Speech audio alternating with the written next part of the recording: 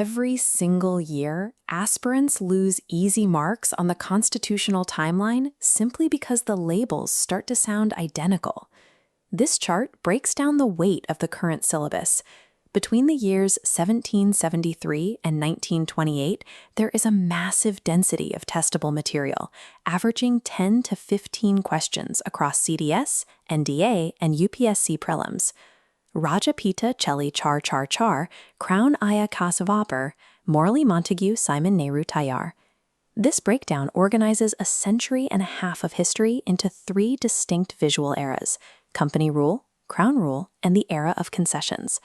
Organizing this timeline as a series of actions and reactions, rather than a list of dates, reveals the underlying logic of the law and why these specific acts are so frequent in the papers.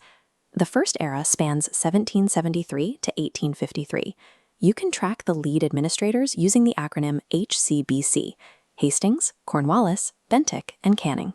In 1773, the British Parliament reacted to the East India Company's near bankruptcy by passing the Regulating Act.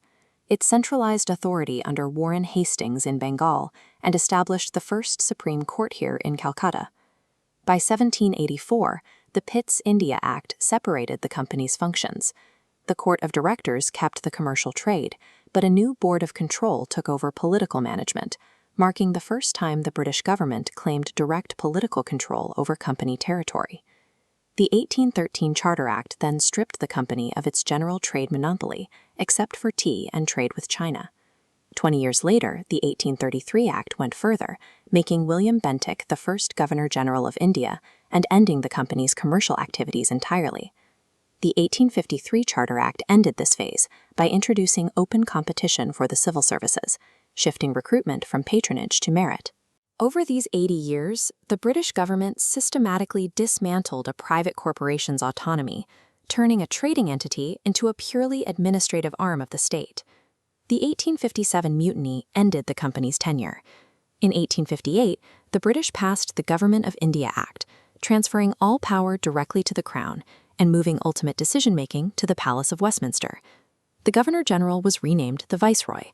Lord Canning became the first to hold the office, reporting to the Secretary of State, a member of the British Cabinet.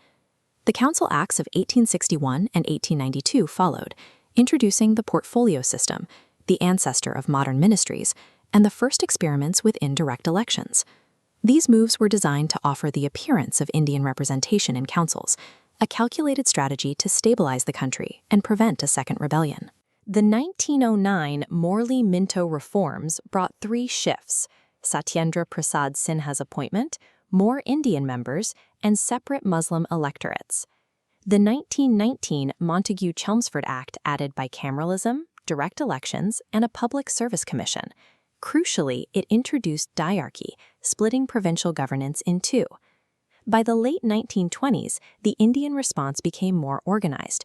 When the British sent the all-white Simon Commission in 1927, Indian leaders responded with the 1928 Nehru Report, demanding Dominion status. These specific developments, the 1919 bicameral legislature and the Nehru Report's demand for a Bill of Rights, became the actual blueprint for the modern Indian Parliament and the fundamental rights we have today. Let's look at the final summary. 1773 established the Governor-General, 1784 created the Board of Control, 1833 centralized India under one Governor-General, and 1919 brought in the first bicameral legislature. First Governor-General of Bengal, Warren Hastings. The act that ended the tea monopoly, 1833. The year communal electorates began, 1909. To navigate these dense timelines successfully, you need more than just facts. You need a strategy that matches the exam's specific requirements. New Careers Academy in Chandigarh and Mohali uses the Hearted AI learning system to streamline your preparation. With a legacy of over 39,000 selections, they provide the structured guidance needed for officer-level entry. Success in these exams is built on legacy guidance and strategic study. Join New Careers Academy and turn your aspirations into a commission.